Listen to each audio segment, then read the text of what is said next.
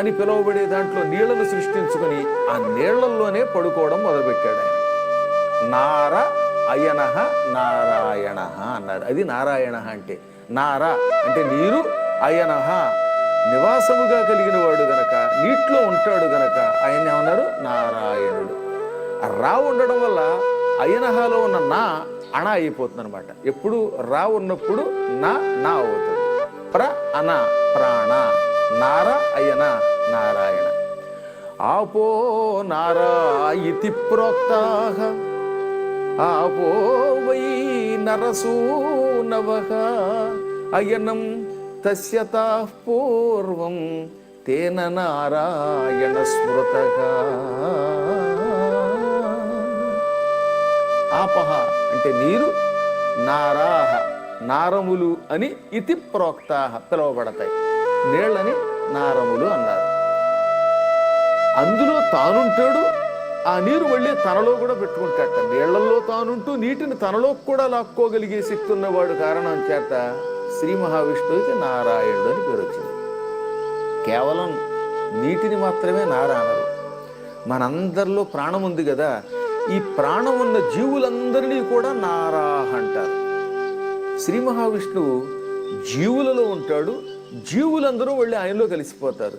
అందువల్ల కూడా తాను జీవులలో ఉంటూ జీవులను తనలో కలుపుకుంటున్నాడు కాబట్టి కూడా నారాయణ అన్నారు. మళ్ళీ ఇంకో అర్థం ఏమిటి? నారాహ అంటే జ్ఞానము.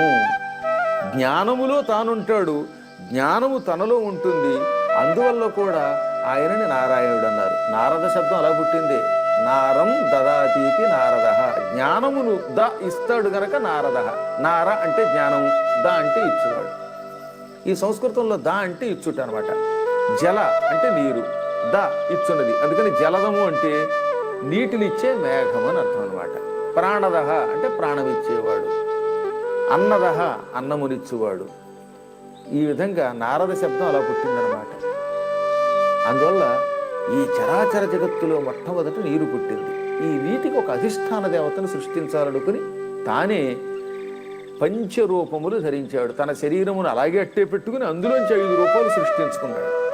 ఆ 5 రూపాల్లో ఒక రూపమునకు వరుణుడు అని పేరు పెట్టి ఈ జలాలకి అధిపతిని చేశాడు. ఆ తర్వాత ఆయన నుంచి వాయువు పుట్టింది, ఆ తరువాత అగ్ని పుట్టింది, ఆకాశం పుట్టింది, ఆ తర్వాత ఈ 4 భూతాల్ని కలుపుకొని భూమి పుట్టింది. అందుకే భూమి పంచభూతాత్మకం. భూమిలో అగ్ని ఉంది. మీరు లోపలికి వెళ్ళండి, కొన్ని చోట్ల వేడి కనపడుతుంది, కొన్ని చోట్ల అగ్ని పర్వతాలు ఉంటాయి. లోపలికి వెళ్ళే చోట్ల కొన్ని చోట్ల వాయువులు చెలరేగుతాయి, కొన్ని చోట్ల భూమి గర్భంలో నీరు ఉంటుంది. ఈ విధంగా పంచభూతములు అందులో ఉన్నాయి. అందువల్లే ఒక్క భూమి దగ్గరికి వచ్చేసరికి ఏమన్నారు? కేవలం భూమి పంచభూతాల్లో ఒకటి కాదు, తక్కిన 4 భూతములతో కలిసిన భూతం అన్నారు. మనలాంటి జీవులు భూమి మీద మాత్రమే నివసిస్తాం. అందుకే నీళ్లల్లో నివసించే ప్రాణులు తక్కువగా ఉంటాయి.